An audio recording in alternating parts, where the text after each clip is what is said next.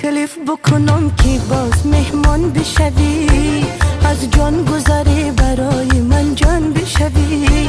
هم خانه بیا مردانه بیا،